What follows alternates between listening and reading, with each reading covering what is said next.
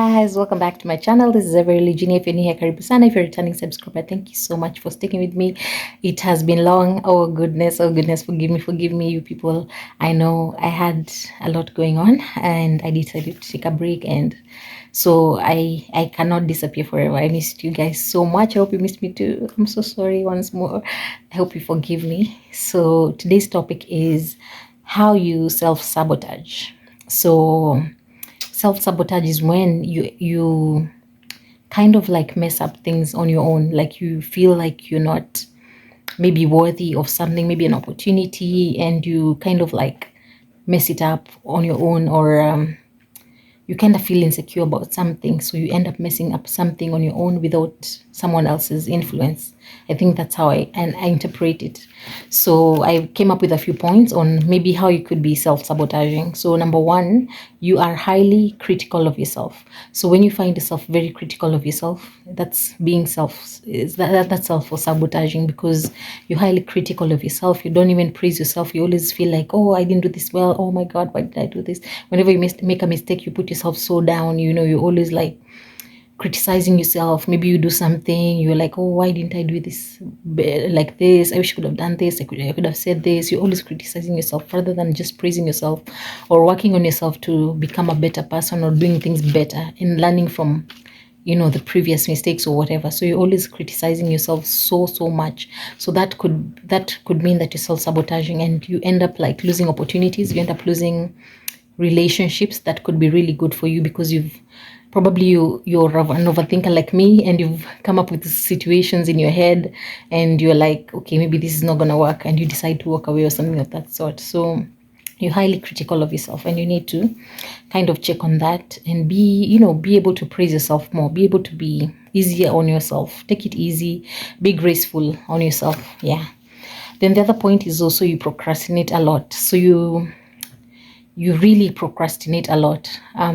Case in point, let's say my video, maybe my YouTube channel, I say I'm gonna shoot a video, and then I say, oh, tomorrow, and then I stay, and then tomorrow comes, and then, oh, I'm gonna do it tomorrow, and then days go by, and maybe I haven't shot a video. So you procrastinate a lot. So it's always good to just give yourself goals, and especially achievable goals that you'll be able to achieve. Or of course, don't be so hard on yourself, but also be like, don't procrastinate. Like, if you're able to do something, push yourself to do it, and you'll feel much better about yourself.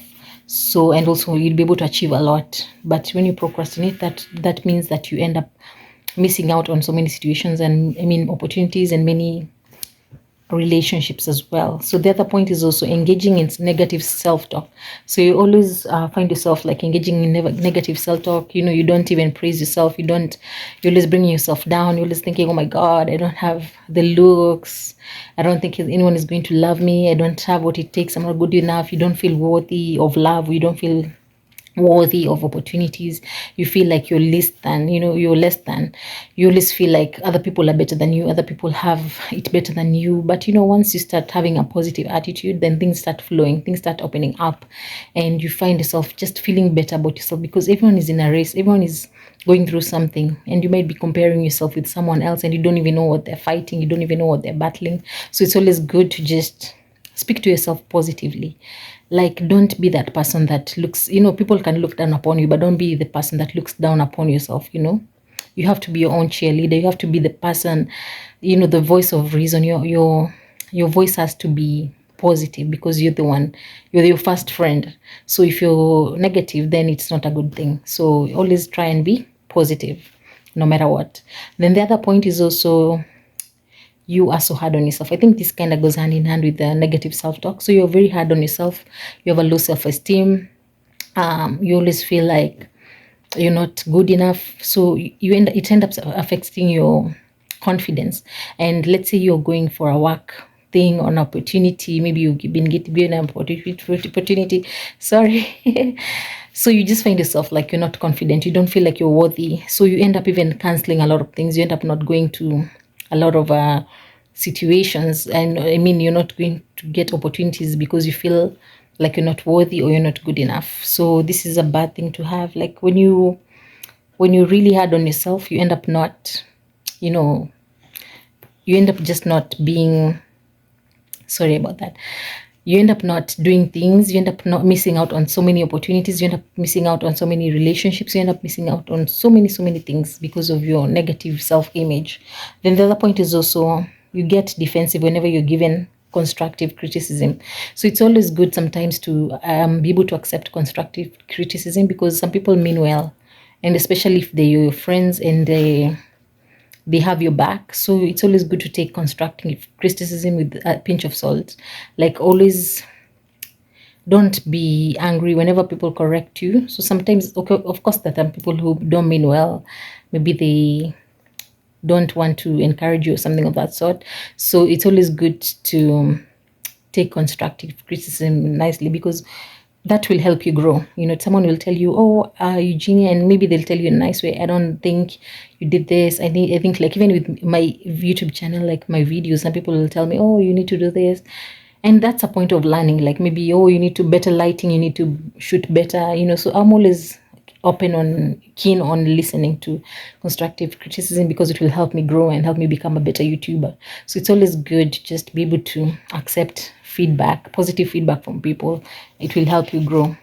Then the other point is also frequent feelings of self-loath. So I think this one is also goes hand in hand with like negative self-talk and negative self-image. So you always loathe yourself. You always like, oh my god, I hate myself, why did I do that? Like, every time you've interacted with people and you feel like, why did I talk like that, what's wrong with me? Like, you always just like, you hate yourself. It's not a good thing. Like, you should try and learn to love yourself. Like, try and slow down, take it easy, take deep breaths, be good to yourself, take a long hot bath, just treat yourself so well, love yourself first, put yourself first, and other things will flow. Put God first, of course, then put yourself first, like, and then out of that, you're going to overflow. You're going to be able to love other people. You're going to be able to just give the best to other people. So yeah, so avoid that feeling of self-love. Then the other point is also, you constantly dwell on past mistakes. So you always, you've been so hard on yourself.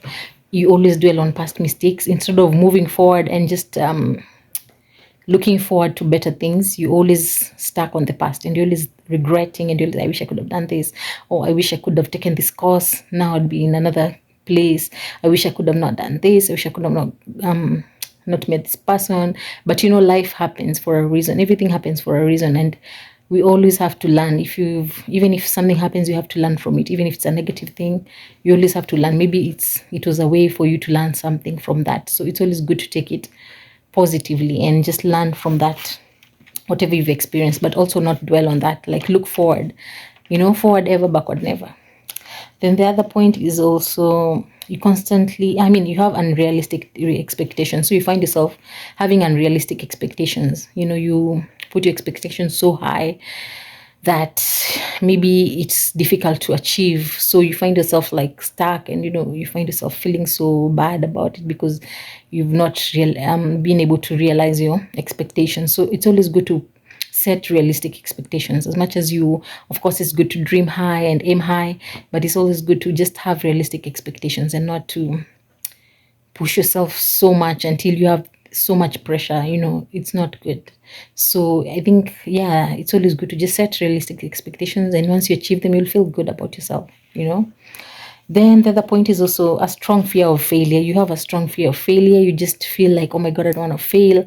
And it's always good to give yourself room to fail, because life is all about, like, you fail, you wake up, and you try again tomorrow. So always try your best to just do everything that you can. Like, of course, you want to succeed, and but you have to fail. Like, it's part of life.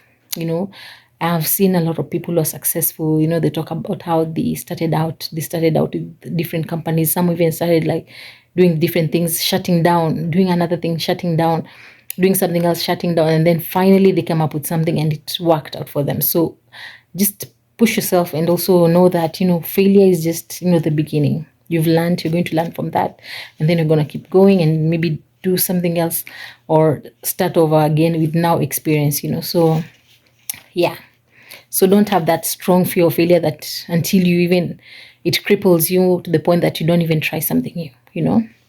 And the other point is also always saying yes to everything and everyone. So it's It's not a good thing to keep on saying yes to everyone. I've said this before, like it's not good to always say yes to everyone.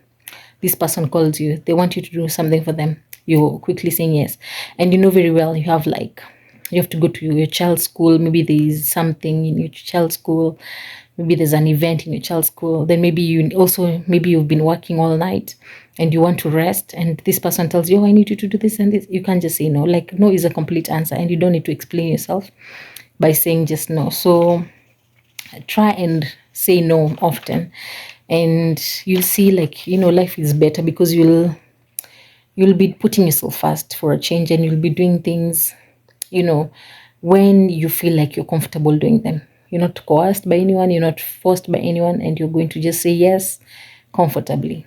Yeah, so those are the points I had for you today. If you have any more points, kindly write them on the this is it comment section, and I'll be happy to just be able to interact with you guys. So thank you so much for your time, and do have yourself an amazing day. Bye.